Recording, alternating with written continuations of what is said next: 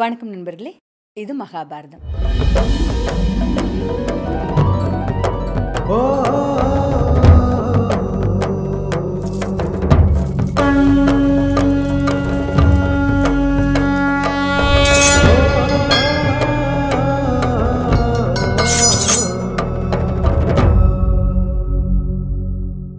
போனா அங்க எக்கச்சக்கமா அசுரர்கள் இருக்காங்க.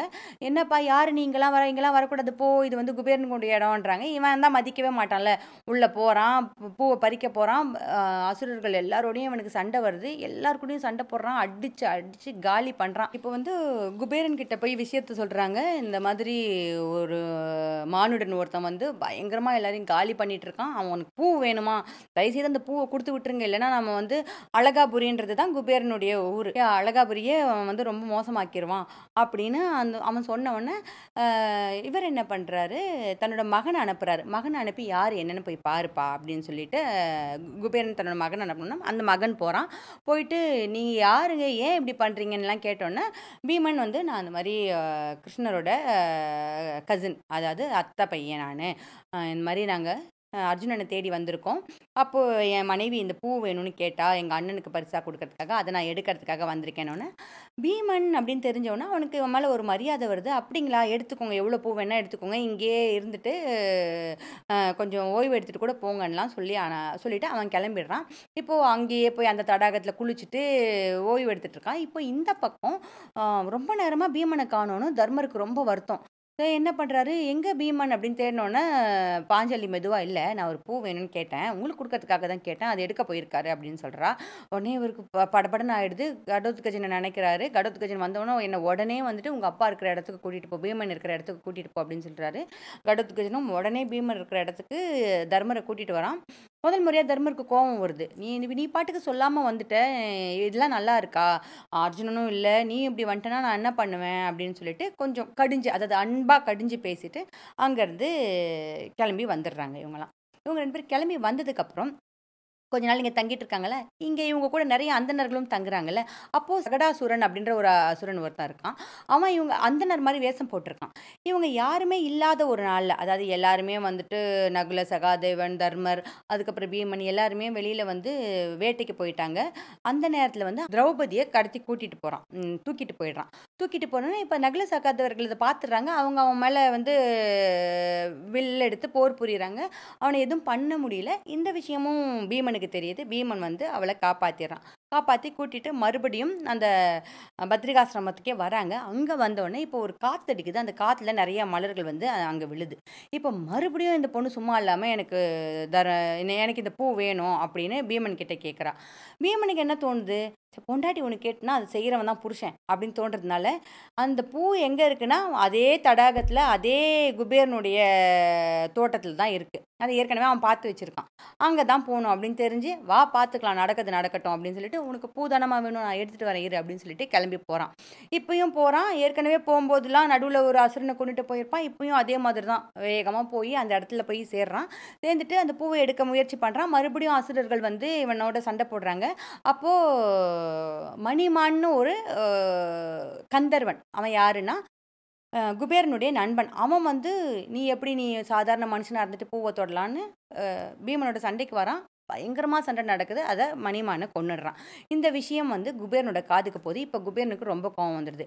ஏற்கனவே வந்த அதே மனுஷன் தான் இப்பயும் வந்தான். மறுபடியும் இப்பயும் பிரச்சனை பண்ணுறான். இப்பயும் ஏதோ பூ எடுக்கிறானவனே உண்டு இல்லைன்னு பண்ணிடுறேன் அப்படின்னு கோவமாக கிளம்புறான் குபேரன். அப்போ குபேரனோட மகன், அப்பா அவங்க வேறு யாரும் இல்லைப்பா, பாண்டவர்கள் தான்ப்பா, பீமர் தான் வந்திருக்காரு அப்படின்னு சொன்னோடனே, அப்போ நான் போய் நேரில் பார்க்குறேன்னு பார்க்க வராரு. இதே நேரத்தில் தர்மரும் தன் விஷயம்லாம் தெரிஞ்சுட்டு தன்னோட மற்ற தம்பிகளோடையும் தௌமியரோடையும் அங்கே வந்துடுறான். இப்போ எல்லாருமே அங்கே அந்த தோட்டத்தில் காத்துட்ருக்காங்க. குபேரனும் வந்த உடனே தர்மர் என்ன பண்ணுறாரு, குபேரர்கிட்ட மன்னிப்பு கேட்கலாம் அப்படின்னு சொல்லிட்டு, ஏன்னா பீமன் பண்ணது தப்பு. நம்ம வந்து தவ வாழ்க்கையை மேற்கொண்டு காட்டுக்கு வந்திருக்கோம், தேவையில்லாமல் எதுக்கு இப்போது தேவர்களோட சண்டை போட்டு அவங்களோட பகையை சம்பாதிச்சுக்கிற அப்படின்னு கேட்டுட்டு என்ன பண்ணுறான், தர்மர் வந்து குபேரர்கிட்ட சாரி கேட்கறதுக்காக போகிறான். அப்போ குபேரர் என்ன சொல்கிறாருன்னா, தம்பி எனக்கு உதவி தான் பண்ணியிருக்கான். ஏன்னா ஒரு நாள் நாங்கள் வந்து மேலே பறந்து போயிட்டு இருக்கும்போது கீழே வந்து அகத்திய முனிவர் தவம் இருந்துக்கிட்டு இருந்தார். அப்போ இந்த மணிமான் அவர் தலையில் எச்சி துப்பிட்டான். அதனால் அவர் கோவமாக என்ன பண்ணிட்டாரு, இவன் வந்து ஒரு மனுஷனால சாகடிக்கப்படுவான், அது வரைக்கும் நீ வந்து பல கஷ்டத்த படுவேன்னு எனக்கு சாபம் விட்டுட்டாரு. இப்போ இன்னைக்கு வந்து உன் தம்பி தான் அந்த சாப விமோசனத்த குடுத்துருக்கான் அப்படின்னு சொல்லிட்டு, அ அதுக்குன்னு எல்லா இடத்துலயும் நீங்க இதே மாரி நடந்துக்க கூடாது. எந்த இடத்துல எப்படி நடந்துக்கணும்னு சரியா தெரிஞ்சு நடந்துக்கோங்கன்னு அவங்களுக்கு அறிவுரையும் சொல்லிட்டு, அர்ஜுனன் தேவலோகத்துல ரொம்ப மகிழ்ச்சியா இருக்கான். இந்த மாரி நெறைய நல்ல விஷயம் பண்ணியிருக்கான். அவன் கூடிய சீக்கிரம் உங்கள வந்து சந்திப்பான் அப்படின்னு சொல்லிட்டு அவரும் கிளம்பிடுறாரு. இப்ப இவங்க அர்ஜுனனுக்காக காத்துக்கிட்டு இருக்காங்க. அர்ஜுனனும் இவனுக்காக இவங்க கிட்ட வரான். சரியா வந்து இவங்க எல்லாரையும் சந்திக்கிறான். சந்திச்ச உடனே இவங்க எல்லாரும் அவ்வளோ மகிழ்ச்சியா அர்ஜுனனோட சேர்றாங்க. அர்ஜுனன் கிட்ட என்ன நடந்துச்சு, ஏது நடந்துச்சுலாம் கேட்டுக்கிறாங்க. இது கிட்டத்தட்ட 9 ஆண்டுகள் முடிஞ்சு போயிடுது இங்கேயே. இப்ப எல்லாரும் என்ன பண்றாங்க, மறுபடியும் அந்த காமியக வனத்துக்கு போலாம் அப்படின்னு முடிவு பண்ணிட்டு, எல்லாரும் மறுபடியும் காமியக வனத்துக்கு போறாங்க. இவங்க எல்லாம் வந்துட்டாங்கன்னோனே, இவ்ளோ நாட்கள் இவங்கள பார்க்காம இருந்த கிருஷ்ணர் தன்னோட மனைவியோட வராரு. வந்து பார்க்குறாரு. எல்லாரும் எப்படி இருக்கீங்க? என்ன ஏதுன்னு விசாரிச்சுட்டு அங்கேருந்து கிளம்புறாரு.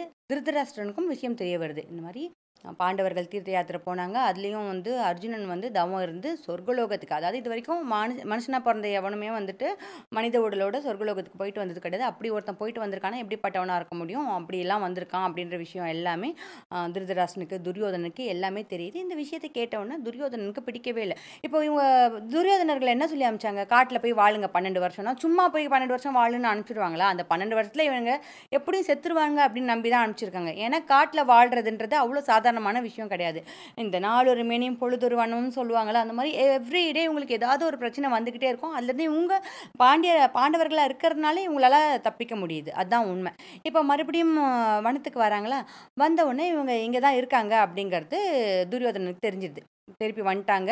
இந்த மாரி அர்ஜுனன் வந்து இந்திரலோகத்துக்கு போயிட்டு, அங்கேருந்து பெரிய அஸ்திரங்கள் எல்லாம் நெறைய அஸ்திரங்கள வந்து வாங்கிக்கிட்டு வந்துட்டான். இவங்க போர்ன்னு வந்தா எப்படியும் ஜெயிச்சுருவாங்க அப்படின்னோனே, இவங்கள எப்படியாவது ஜெயிக்கணும் அப்படிங்கிற ஒரே எண்ணத்தோட மட்டும் தான் துரியோதனன் இருந்துகிட்டே இருக்கான். துரியோதனன் எப்பயும் சோகமாயிடுவான்ல, அது மாரி மறுபடியும் சோகமாயிடுறான்.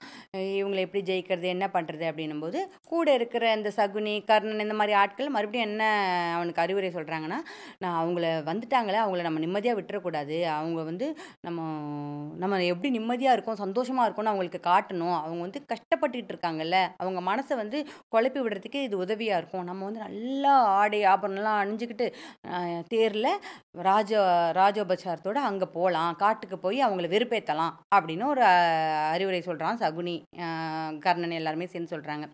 இத வந்து துரியோதனனுக்கு பிடிச்சு போயிடுது இந்த ஐடியா. ஆனா இத போய் அப்பா கிட்ட சொன்னா, அப்பா ஒத்துக்குவாரா? அப்படின்னு அவனுக்கு பயமா இருக்கு. அப்போ சகுனி வழக்கம் போல, நான் அத பார்த்துக்கிறேன். நீ ஒண்ணும் கவலைப்படாத. நாங்க என்ன பண்ணணுமோ பண்றோம். நீ போறதுக்கு தயாரான்னு மட்டும் சொல்லுன்றாங்க. போலாம், அந்த மாரி போலாம் அப்படின்னு சொன்ன உடனே, இப்ப எல்லாரும் திருதராஷ்டிரன்ட்ட போறாங்க. இந்த மாரி காட்டுல மாடெல்லாம் கணக்கெடுக்கணும். அதுதான் காட்டுக்கு போயிட்டு வரலான்னு நெனைக்கிறோம் அப்படின்னு சொன்ன உடனே, காட்டுல மாடுகள கணக்கெடுத்துக்கிறது, மாட்டுக்கு அடையாளம் வைக்கிறதுலாம் மன்னருடைய வேலை தான். அந்த மாரி விஷயங்கள் பண்ண வேண்டியது தான். ஆனா பக்கத்துல தான் வந்து என் தம்பியோட பசங்க இருக்காங்க. நீங்க போனீங்கன்னா சும்மா இருக்க மாட்டீங்க. அவங்களோட சண்டை இழுத்துட்டு வருவீங்க.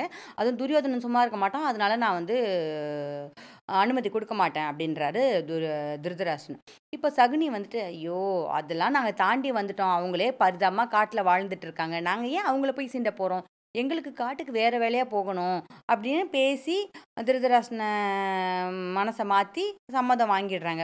ஆனா நீங்க வந்து அவங்க கிட்ட சண்டை மட்டும் போடக்கூடாதுன்னு சொல்லி தான் திருதராஷ்டிரன அனுப்பிச்சு வைக்கிறான். போயிடுறாங்க. போனவங்க என்ன பண்றாங்க, நல்லா பயங்கரமா உடையெல்லாம் உடுத்திக்கிட்டு அங்க அந்த காட்டுக்கு போயிருக்காங்க.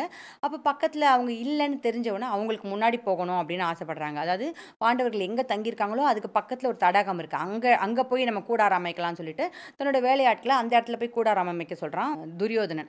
அங்க போனா அங்க சில கந்தர்வர்கள் தங்களுடைய சில பெண்களோட வந்து விளையாடிக்கிட்டு இருக்காங்க. அவங்க வந்து கந்தர்வர்கள் காவலுக்கு வச்சுட்டு போயிருப்பாங்க இல்லையா? அந்த காவலர்கள்லாம் என்ன சொல்றாங்க, இங்கெல்லாம் வரக்கூடாது. இது கந்தர்வர்கள் விளையாடுற இடம். நீங்க போங்க அப்படின்னு சொன்னோனே, துரியோதனன் மன்னன் அவனுக்கு கோவம் வந்துடுது. அந்த கந்தர்வனுக்கும் துரியோதனன், சகுனி, கர்ணன் இவங்களுக்கு எல்லாருக்கும் சண்டை வருது. இதுல எல்லாரும் தோத்து ஓடிடுறாங்க. எல்லாரும் தோத்துடுறாங்க. அது என்ன ஆகுதுன்னா, துரியோதனன் மட்டும் தனியா மாட்டிக்கிறான். துரியோதனனா தனியா கைய கால கட்டி தேர்ல வச்சு இழுத்துட்டு போறாங்க. இப்போ எல்லாரும் என்ன பண்றாங்க, அந்த இடத்துல இந்த விஷயத்த போய் இவருக்கு சொல்லுவாங்க இல்லையா, தர்மருக்கு. இந்த மாதிரி துரியோதனன் காட்டுக்கு வந்தான், அவன் மாட்டிக்கிட்டான்னு சொன்ன உடனே பீமனுக்கு ஒரே சந்தோஷம். பீமன் சொல்றான், நம்மள வெறுப்பேத்த தான் நான் வந்தான், நல்லா மாட்டினான்ல, சாகட்டும் அப்படின்னோடனே தர்மர் வழக்கம் போல என்ன சொல்லுவாரு, ஐயோ தம்பி, அவங்க என்னதான் இருந்தாலும் நம்ம சொந்தக்காரவங்க, வேற வெளி மனுஷங்கிட்ட நம்ம அவங்கள விட்டு கொடுக்கவே கூடாது, தயவுசெய்து அவங்கள போய் காப்பாத்து அப்படின்றாரு. அதனால இவங்க இவங்க வேற வழியே இல்லன்னு போய் காப்பாத்துறாங்க. முதல்ல வந்து பீமனுக்கு விருப்பம் இல்ல. ஆனா அர்ஜுனன் என்ன பண்ணுவான்? அர்ஜுனன் ஒரு அண்ணன் புள்ள. அம்மா புள்ள, அப்பா புள்ள கேள்விப்பட்டிருப்பீங்க. இந்த அர்ஜுனன் ஒரு அண்ணன் புள்ள. எப்ப பார்த்தாலும் அண்ணன் சொன்னா சரியா தான் இருக்கும், சரியா தான் இருக்கும் மாரி. ஐயோ! அண்ணன் சொல்லிட்டாரு நம்ம செஞ்சுருவோம் வா அப்படின்னு சொல்லிட்டு, அ வரான். துரியோதனனுக்காக போர் பண்றாங்க. கந்தர்வர்களோட சண்டை போடுறாங்க. சண்டை போட்டு பார்க்கும்போது கந்தர்வர்களோட சண்டை நடக்குது பயங்கரமா. அவங்கள விடுன்னுலாம் பேசும்போது, அந்த கந்தர்வன் வந்து பேசுறான். இந்த அர்ஜுனன் கிட்ட. "அர்ஜுனா உனக்கு தெரியலையா? இந்திரலோகத்துல உனக்கு பாட்டு, நடனம்லாம் சொல்லிக் குடுத்தனே சித்திரசேனன் நான் தான் அதுன்னு" சொன்னோனே, அ எ அர்ஜுனனுக்கு சந்தோஷமாயிடுது. கட்டி பிடிச்சிட்டு, "நண்பா நீயா? நீ என்ன இங்க பண்ற? இங்க பாரு இதான் எங்க அண்ணன்" அப்படின்னு எல்லாரையும் அறிமுகப்படுத்தி வைக்கிறான். அப்போ அவன் சொல்றான், "இல்ல இந்திரனுக்கு இந்த விஷயம் தெரிஞ்சுச்சு. உன்ன வெறுப்பேத்துறதுக்காக துரியோதனன் வரான்ற விஷயம் தெரிஞ்சுச்சு. அதனால தான் உங்கள அவங்க கிட்டேருந்து காப்பாத்துறதுக்காக என்ன அனுப்பி வச்சான்." அப்படின்னு சொன்ன உடனே, "ஓ! அப்படியா மகிழ்ச்சி." அப்படின்லாம் சொல்லிட்டு, இப்போ அவங்கள சரி எங்க அண்ணனுக்கு வந்து அவங்கள தப்பிக்க விடணும். எனக்காக அவங்கள தப்பிக்க விட்டுரு. இந்த ஒரு வாட்டி மன்னிச்சு விட்டுரு. நாங்க பார்த்துக்குறோம் இதெல்லாம் அப்படின்னு சொல்லிடுறான். அப்ப சித்திரசேனனும் அவங்களெல்லாம் விட்டுர்றான். இப்போ துரியோதனன் அவங்க கிட்டேருந்து விடுதலை வாங்கிட்டு கிளம்புறான். ஆனா துரியோதனனுக்கு அவமானமான அவமானம். அவன் வாழ்க்கையில என்ன நடக்கக்கூடாதுன்னு நெனச்சானோ, அது நடந்துருச்சு. அதாவது ஒருத்தவங்கள வெறுப்பேத்தணும், அவங்கள கஷ்டப்படுத்தணும்னு நெனச்சு வந்து, கடைசில அவங்களோட தயவால அவங்க போட்ட பிச்சை மாரி ஆயிடுச்சு இப்ப அவனோட வாழ்க்கை. அப்படிதான் இவன் பொழச்சு வந்திருக்கான். அவன் என்ன பண்றான் அதனால நடுவுல, "நான் சாகப் போறேன். இந்த வாழ்க்கை வேணாம். அவனுங்க பிச்சை போட்ட இந்த உயிரோட நான் இனிமே இருக்கவே மாட்டேன்னு" ரொம்ப தீவிரமா சொல்றான். கர்ணன் வந்து அவனுக்கு அறிவுரை சொல்றான். அவனுங்க உன்னோட அடிமை. அவனுங்க உன்ன காப்பாத்துறது தான் அவனுங்களோட வேலை. நீ தான் அவனுங்கள ஜெயிச்சவன். நீ ஏன் வருத்தப்படுற? நீ வருத்தப்படாத அப்படின்னு சமாதானப்படுத்துறான். சகுனி வந்து சமாதானப்படுத்துறாரு. இவன் கேட்கவே இல்ல. தன்னோட தம்பி துச்சாதனன் கூப்பிட்டு, "நான் செத்துருவேன். எனக்கு அடுத்து நீ ஆட்சியில இரு. நீ எல்லாம் பார்த்துக்கோ" அப்படின்னு சொல்லி ரொம்ப வேதனையா பேசுறான். ரொம்ப ரொம்ப கஷ்டப்பட்டுட்டு அவன சமாதானப்படுத்தி அவன ஊருக்கு கூட்டிட்டு போறாங்க. ஊருக்கு கூட்டிட்டு போன உடனே இப்போ பீஷ்மர் வந்து துரியோதனன் கிட்ட அவன வெறுப்பேத்துற மாரி பேசுறாரு. "பாத்தியா உன் கர்ணன், சகுனிலாம் வேலைக்கு ஆக மாட்டானுங்க. கடைசில உனக்கு பாண்டவர்கள் தான் உதவி பண்ணுவாங்க. நீ கர்ணன நம்பி ஏமாந்து போறன்னு" வெறுப்பேத்துற மாரி பேசுறாரு. இப்போ துரியோதனனும் அங்கேயும் கர்ணன விட்டு குடுக்காம, "என் நண்பன் எனக்காக என்ன வேணா செய்வான். நீங்க பேசாதீங்கன்னு" சொல்லிட்டு வந்துடுறான். இந்த விஷயம் கர்ணன் காதுக்கு வந்தவுனே அவன் என்ன சொல்றான், "உங்க பீஷ்மர அசிங்கப்படுத்துறதுக்காகவாவது நான் நெறைய வேலை செய்யணும். எனக்கு அனுமதி குடு. நான் போய் திக்விஜயம்னு சொல்லுவாங்கல்ல, போய் மற்ற மன்னர்கள் எல்லாரையும் ஜெயிச்சு, எல்லாரையும் உனக்கு கப்பம் கட்ட வைக்கிறேன்னு" சொல்லிட்டு போருக்கு போறான். நெறைய மன்னர்கள ஜெயிக்கிறான். துருபதன முதற்கொண்டு நெறைய மன்னர்கள ஜெயிச்சு எல்லாரையும் வந்து துரியோதனனுக்கு கப்பம் கட்ட வைக்கிறான். இந்த விஷயம் தெரிஞ்ச உடனே திருப்பி வந்து அம் துரியோதனனும், கர்ணனும் சந்திக்கும்போது துரியோதனனுக்கு அவ்ளோ மகிழ்ச்சி. "என் வாழ்க்கையில உன்ன மாரி ஒரு நண்பன் கிடைச்சது எனக்கு அவ்ளோ சந்தோஷம். எனக்கு இவ்ளோ பெரிய பெருமைய யாருமே குடுத்ததே கிடையாது." அப்படின்னு சொன்னோனே, "நம்ம ஒரு யாகம் பண்ணலாம். உங்க அண்ணன் பண்ணார்ல, அந்த மாரி யாகம் பண்ணலாம்." அப்படின்றாங்க. இவனுக்கும் யாகம் பண்ணணும்னு ஆசையா இருக்கு துரியோதனனுக்கும். போய் எல்லார்கிட்டயும் சொல்றான், "நான் வந்து மறுபடியும் ராஜசூய யாகம் பண்ண போறேன்." அப்படின்னோனே, "இங்க பாருப்பா உங்க அண்ணன் உயிரோட இருக்காரு. அதாவது தர்மர் உயிரோட இருக்காரு. அப்ப நீ பண்ண முடியாது. அது மட்டும் இல்ல உங்க அப்பாவும் உயிரோட இருக்காரு. அத பண்ண முடியாதுன்னு" சொன்னோனே, "இல்ல எனக்கு பண்ணியே ஆகணும்னு" பிரச்சனை பண்றான். சரி அது இல்லன்னா வைஷ்ணவ யாகம்னு ஒண்ணு இருக்கு. அத பண்ணலாம். அதுவும் அதுக்கு ஈடான ஒரு யாகம் தான். அத நீ பண்ணிக்கோ அப்படின்னு சொன்னோனே, அந்த யாகத்த பண்றான். சிறப்பா பண்றான். எல்லா மன்னர்களும் வராங்க. இந்த யாகத்துக்கான அழைப்பு எல்லாருக்கும் போகுது. காட்டுல இருக்கிற பாண்டவர்களுக்கும் அழைப்பு விடுறான் துரியோதனன். பாண்டவர்கள் கிட்ட போயிட்டு, "இந்த மாரி துரியோதனன் உங்கள கூப்பிட்டுருக்காரு" அப்படின்னு சொன்னோனே, தர்மர் என்ன சொல்றாரு, "இல்ல, இல்ல. நாங்க 13 வருஷம் காட்டுல இருக்கணும்னு நாங்க சத்தியம் எடுத்துட்டு வந்திருக்கோம். இப்ப நாங்க நாட்டுக்குள்ள வந்து நல்ல விஷயங்கள கலந்துக்கிட்டா நல்லா இருக்காது. அவன் நல்ல காரியம் பண்றான். அவன் நல்லா இருக்கட்டும்னு" வாழ்த்துறாரு. இப்ப பீமன் பக்கத்துல இருந்துட்டு என்ன சொல்றான், "அவன் வந்து யாகம் நடத்துறானா? எப்படி அவன் யாகத்தீயில வந்து எல்லாமே விழுந்து சாகுதோ, 13வது வருஷம் போர்ன்ற ஒரு யாகம் வரும். அதுல அவன் அப்படியே தான் சாகப் போறான்" அப்படின்னு வெறுப்பா சொல்லி அனுப்பிச்சிடுறான். இது வந்து தூதர்கள் இவன்கிட்டயும் சொல்றாங்க. இந்த யாகம் நல்லபடியா முடியுது. அவனுக்கு இன்னுமே இவங்க மேல இருக்க கோவம் போல துரியோதனனுக்கு. இவங்கள எப்படியாவது காலி பண்ணணும்னே நெனச்சுக்கிட்டே இருக்கான். அப்ப என்ன ஆகுதுன்னா, ஒரு நாள் துர்வாச முனிவர் இவன பார்க்கறதுக்கு துரியோதனன பார்க்கறதுக்காக வீட்டுக்கு வரான்.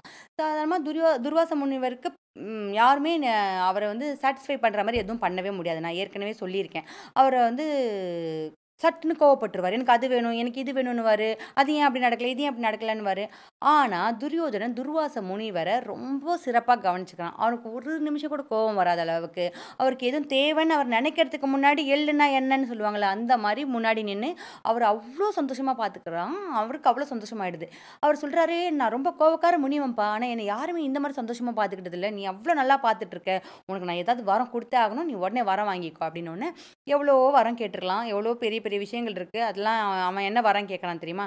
"எனக்கு வேற ஒரு வரமும் வேணாம் சாமி. எங்க அண்ணன் எல்லாம் காட்டுல இருக்காங்கல்ல, அவங்க சாப்பிட்டு பாத்திரத்தலாம் கழுவி வச்சதுக்கப்புறம், நீங்க அவங்க வீட்ல போய் சாப்பிட்டுட்டு வரணும். என் வீட்ல நீங்க விருந்து சாப்பிட்ட மாரி, அவங்க வீட்ல போய் விருந்து சாப்பிடணும்." அப்படின்னு சொல்றான். அவன் ஏன் அப்படி சொல்றான்? சாப்பிட்டு கழுவி வச்சதுக்கப்புறம் அந்த பாத்திரத்துலருந்து சாப்பாடு வராது. துர்வாச முனிவர் போய் சாப்பாடு கேட்டு, அவங்க சாப்பாடு இல்லன்னு சொல்லிட்டாலோ, சாப்பாடு போடலனாலோ, அவங்களோட சாபத்துக்கு உள்ளாவாங்க. அதனால, அ அவங்க அழியறதுக்கு வாய்ப்பு இருக்குன்றனால, அவன் அப்படி கேட்குறான். இப்ப துர்வாச முனிவருக்கு இது தெரிஞ்சாலுமே, ஏனோ தெரியல துரியோதனனுக்காக போறாரு. நேரா ஒரு ஒரு 10,000 சீடர்களோட போய் காட்டுல இறங்குறாரு. இது தர்மருக்கு இவர பார்த்தோனே சந்தோஷம். "வாங்க வாங்க வாங்க ஐயா வாங்கன்னு" வரவேற்கிறாரு. வரவேத்துட்டு "சாப்பிடுங்க" அப்படின்றாரு. அதுதானே சொல்லணும் வந்தவங்கள. இப்போ திரௌபதிக்கு பக்குன்னு இருக்கு. ஏன்னா பாத்திரத்த கழுவியாச்சு. சாப்பிடுங்கன்னா 10,000 பேர் வந்து நிக்கிறாங்க. எல்லாருக்கும் எப்படி சாப்பாடு போடுறது? அவ வந்து கண்ண காட்டுறா. ஆனா எங்க அவர் கவனிச்சாரு. சாப்பிடுங்கன்னோனே இந்த துர்வாச முனிவரும் என்ன சொல்றாரு, சாப்பிடுறேன். குளிச்சுட்டு வந்துடுறேன்" அப்படின்றாரு. ஏன்னா வந்துட்டு, சாப்பிடுறோம். குளிச்சுட்டு வந்ததுக்கு அப்புறம் சாப்பிடுறோம். நாங்க ரொம்ப தூரம் வந்திருக்கோம்" அப்படின்னு சொல்லிட்டு குளிக்கிறதுக்கு போறாரு. போன உடனே தர்மர் வந்து பீமன் கிட்ட புலம்புறான். ஐயோ! இப்ப என்ன பண்றது? இல்ல துர்வாச முனிவரோட கோவத்துக்கு நம்ம ஆளாயிடுவோமே அப்படின்னோனே, பீமன் சொல்றான், "அண்ணா நீ புரிஞ்சு தான் பேசுறியா? புரியாம பேசுறியா எனக்கு தெரியல. உனக்கு விவரம் இருக்கா இல்லையான்னு எனக்கு தெரியல. இந்த துர்வாச முனிவர் இப்ப எதுக்கு வந்திருக்காரு? அவன் வந்து அவரு துரியோதனனோட பேச்ச கேட்டுக்கிட்டு நம்மள காலி பண்ணணுன்றதுக்காக தான் வந்திருக்காரு. இப்ப அவர் குளிச்சுட்டு வருவாரு. நம்மளால சாப்பாடு குடுக்க முடியாது. என்ன பண்ணுவோம்? சாப்பாடு இல்லன்னுவோம். அவரு எல்லாரும் செத்து போங்கடான்னு சாபம் குடுக்க போறாரு. நம்ம சாக போறோம். நமக்கு சாக போறத பத்திலாம் எனக்கு பிரச்சனை கிடையாதுண்ணா. ஆனா சாகறதுக்கு முன்னாடி நீங்க ஊன்னு சொல்லுங்க. நான் போய் இந்த துரியோதனன் அவன் சேர்ந்த ஆட்கள் எல்லாரையும் கொன்னுட்டு வந்துடுறேன்" அப்படின்றான். அதுக்கு தர்மர், "அப்படிலாம் செய்யாதடா. நம்ம என்ன பண்ண முடியும்னு பார்க்கலாம். வேற ஏதாவது வழி இருக்கும்" அப்படின்னோனே, அப்போ எல்லாருக்கும் ஒரே வழி என்ன? கண்ணன கூப்பிடுங்க அப்படின்றாங்க. உடனே திரௌபதி கண்ண மூடி கண்ணன நினைக்கிறா. கிருஷ்ணருக்கு வந்து ருக்மணியோட இருக்க கிருஷ்ணனுக்கு தன்னோட தங்கையை அழைக்கிறது தெரிஞ்சவொன்னே அடுத்த வினாடி இங்க வந்துடுறாரு. வந்தவர் என்ன பண்றாரு, "என்னம்மா என்ன கூப்பிட்டியே? என்ன விஷயம்? நல்லா இருக்கே வாசம். என்ன சமைச்ச? எனக்கு பசிக்குது. சாப்பாடு எடுத்துட்டு வான்றாரு." எடுத்தோன்னே திரௌபதிக்கு போதும் போதும்னு ஆயிடுது. ஐயோ! விளையாடாத கிருஷ்ணா. நான் உன்ன கூப்பிட்டதே அந்த மாரி பிரச்சனைக்கு தான். நீ பாட்டுக்கு சாப்பாடு கேட்குற. துர்வாச முனிவர் வேற வந்திருக்காரு. 10,000 பேர் இருக்காங்க. எனக்கு எல்லாருக்கும் சாப்பாடு போடணும். என்ன வழியும் இல்லன்னு. அட! நீ தான் சமைச்சு வச்சிருப்பியே! என்னவாது இருக்குமே! எடுத்துட்டு வா பார்ப்போம் அப்படின்னோனே, அ அவ தயங்கி நிக்கிறா. "போய் பாத்திரத்த எடுத்துட்டு வா" அப்படின்றாரு.